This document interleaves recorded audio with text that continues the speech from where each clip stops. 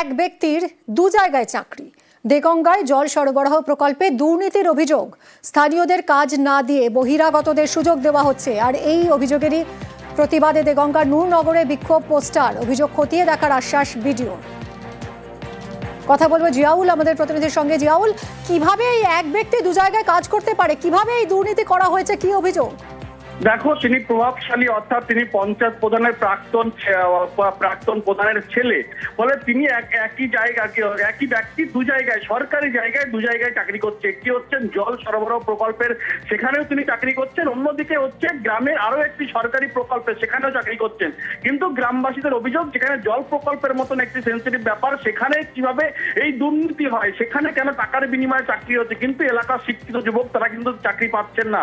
এবং এ নিয়ে এই নূরনগর গ্রাম পঞ্চায়েতের খেজুরডাঙ্গ এলাকায় সেখানে কিন্তু পোস্টারিং করে এলাকার মানুষজন, এবং তাদের একটাই দাবি, বিক্ষোভ দেখাচ্ছে কিভাবে সম্ভব একজন রাজনৈতিক ব্যক্তি তার ছেলে প্রভাব খাটিয়ে তিনি সরকারি দু জায়গায় কিভাবে চাকরি পান।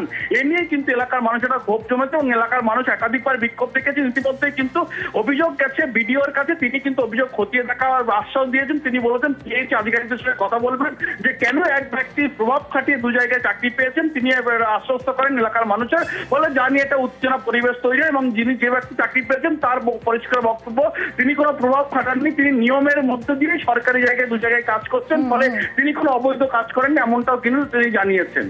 মিমি, ধন্যবাদ জিয়াউল। এক ব্যক্তির দু জায়গায় চাকরির প্রতিবাদে বিক্ষোভে স্থানীয়রা। আমাদের পাড়ায় বেকার শিক্ষিত যুবক ছেলে অনেকেই আছে, তাদের কাজ নেই, বাড়িতে বসে থাকে, কাজের সত্ত্বে সব বাইরে যায়, মারধর খায়, বাড়ি আসে। তো এই জায়গাটায় দাঁড়িয়ে আমাদের দাবি এটাই যে আমাদের এই জলের ট্যাঙ্ক আমাদের এরিয়ায় এখানকার ছেলে নিয়েই নিয়োগ করতে হবে, বহিরাগত নিয়োগ আমরা মানব না। একটা পথ ছাড়ুক, একটা পথ করুক, আর একটা গরিব মানুষের পরিবার বেঁচে যাক। কারণ এখানে এক্স প্রধানের ছেলে যে দুটো আর কি সার্ভিস করবে, এটা মেনে নেওয়া যায় না। আর বিশেষ করে এখানে অনেক নেতৃত্ব আছে, তাদের চোখে এসবগুলো পড়ে না, এগুলো তো একটু দেখা দরকার। বহিরাগতদেরকে নিয়োগপত্র দেওয়া হচ্ছে, কিভাবে নিয়োগপত্র হচ্ছে তার কোনো আপডেট আমাদের এলাকার মানুষের কাছেও নেই বা মেম্বারের কাছেও আশা করি মনে হয় নেই। এবং যারা চাকরি পেয়েছে তারা কিভাবে পেল, কোন প্রোটোকলের মাধ্যমে, সেটা তো আমাদের জানার অধিকার অবশ্যই আছে। আর যিনি এই দুটো চাকরি পেয়েছেন, যার বিরুদ্ধে অভিযোগ, তার বক্তব্য শুনবো। তোমার মা কি প্রধান ছিল? আগে নেক্সট বারে ছিল। কোন পঞ্চায়েত? নূরনগর। ফলে সেই প্রভাবটা খাটিয়েছে নাকি? না। তো এক ব্যক্তি দুটো কি করে চাকরি হয়, সম্ভব কি করে? সম্ভব হয় আমার যে তখন দেখবো। হ্যাঁ, বিআরপি এবং এই পিএইচি ডিপার্টমেন্টেও কাজ করছো, আর কি একই ব্যক্তি দুটো কিভাবে চাকরি সম্ভব? সেটা আমি কি প্রভাব খাটিয়ে চাকরি পেয়েছো?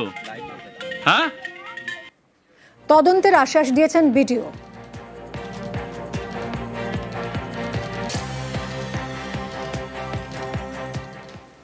আমার কাছে আজকে খবরটা জানতে পেরেছি। আর পিএইচি যেহেতু আমরা সরাসরি কিছু করি না পিএইচি ব্যাপারটাতে, তো আমরা পিএইচি যে কনসার্ন ডিভিশন আছে তাদেরকে আমরা জানাবো এবং ওনাদের সাথে কথা বলবো ব্যাপারটা নিয়ে। সম্প্রতি দেশে কাফ সিরাপ খেয়ে একাধিক শিশুর মৃত্যুর অভিযোগ ওঠে, এবং এরপরই শিশুদের কাফ সিরাপ নিয়ে সতর্ক রাজ্য। কাশির সিরাপ বিক্রিতে নির্দেশিকা স্বাস্থ্য দফতরের। কথা বলবো সোমরাজের সঙ্গে। সোমরাজ, নির্দেশিকায় কি বলা হয়েছে? দেখো, মূলত সম্প্রতি মধ্যপ্রদেশে যে ঘটনা ঘটেছে এবং সেই পরিপ্রেক্ষিতে রাজ্য স্বাস্থ্য দপ্তরের তরফে একাধিক নির্দেশিকা দেওয়া হয়েছে ওষুধ প্রস্তুতকারক থেকে শুরু করে বিক্রেতাদের, এবং সেখানে সতর্ক করে বলা হয়েছে কাশি সিরাপ তৈরির জন্য যে সমস্ত কাঁচামাল প্রয়োজন হয় সেই কাঁচামালগুলি কেনার সময় বিশেষভাবে নজর দিতে হবে। সরকার স্বীকৃত ভেন্ডার থেকে এই কাঁচামালগুলি কিনতে হবে। যে কেমিক্যালগুলি নিয়ে বা যে পদার্থগুলি নিয়ে সব থেকে বেশি অভিযোগ উঠে আসছে সেগুলোর প্রতি বিশেষভাবে গুরুত্ব দিতে হবে, এবং কাঁচামাল কেনার সময় বাধ্যতামূলকভাবে সেই কাঁচামালগুলিকে পরীক্ষা করতে হবে। প্রতি 15 দিন অন্তর অন্তর রিপোর্ট জমা দিতে হবে ড্রাগ কন্ট্রোলের কাছে। পাশাপাশি ওষুধের গুণমান যদি সংশ্লিষ্ট প্রস্তুতকারক সংস্থাগুলি যাচাই না করে তাহলে তার দায় প্রস্তুতকারক সংস্থাকেই নিতে হবে।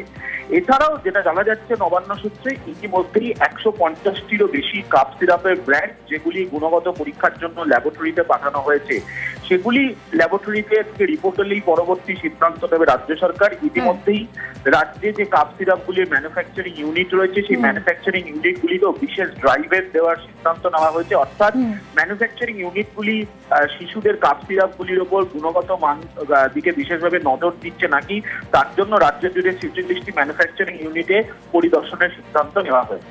একদমই সোমরাজ, এবং শুধুমাত্র যে ওষুধ প্রস্তুতকারক এবং বিক্রেতাদের সতর্ক করেছে রাজ্য তাই তো নয়, মেডিকেল কলেজগুলোকেও তো সতর্ক করা হয়েছে।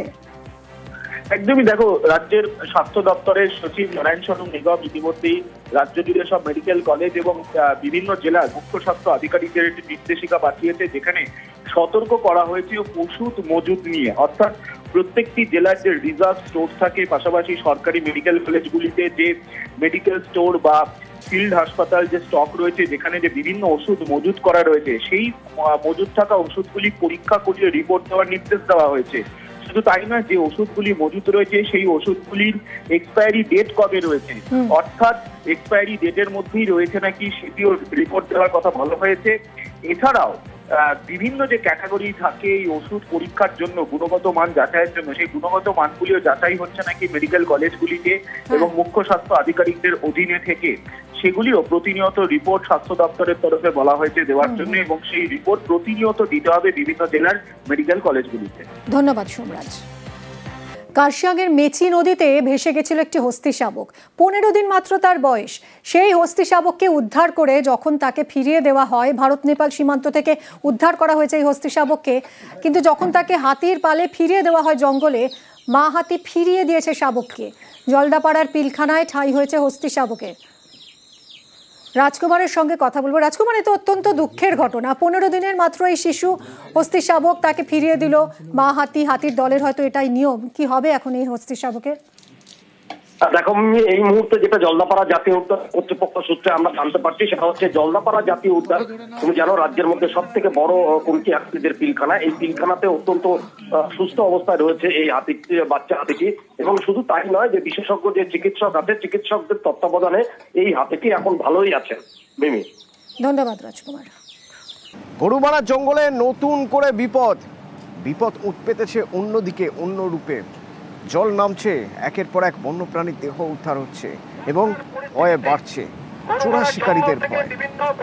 চোরা শিকারীরা এই সুযোগে বন্যপ্রাণীদের দেহাংশ, বিভিন্ন অঙ্গ প্রত্যঙ্গ তারা বিক্রি করতে পারে। ইতিমধ্যেই 30টির বেশি বন্যপ্রাণীর দেহ উদ্ধার হয়েছে। এই পরিস্থিতিতে বন্যপ্রাণীর দেহাংশ যদি কোথাও দেখা যায় তাহলেই যেন খবর দেওয়া হয় বন দপ্তরকে। বিভিন্ন বনবস্তি এলাকায় মাইকিং করা হচ্ছে, জানানো হচ্ছে তাদের যে চোরা শিকারীরা তৎপর হয়ে উঠছে। গরুমারার জঙ্গলে হাই অ্যালার্ট জারি করেছে বন দপ্তর। আমরা সতর্ক করছি আজকে বন দপ্তরের সাথে যে এই এলাকার মানুষ যাতে কোনো রকম বন্যপ্রাণী দেখলে যাতে দ্রুত থানা অথবা বন দপ্তরকে খবর দেয়। পাশাপাশি আমরা কিছু আইনি সচেতনতা করলাম, যেটা হচ্ছে যে কোনো বন্যপ্রাণীর দেহাংশ যদি বাড়িতে নিয়ে যায় বা সেটা নিয়ে বেচাকেনা করে তাহলে তার বিরুদ্ধে 1972 বন্যপ্রাণ সংরক্ষণ আইন অনুযায়ী তার বিরুদ্ধে মামলা হতে পারে।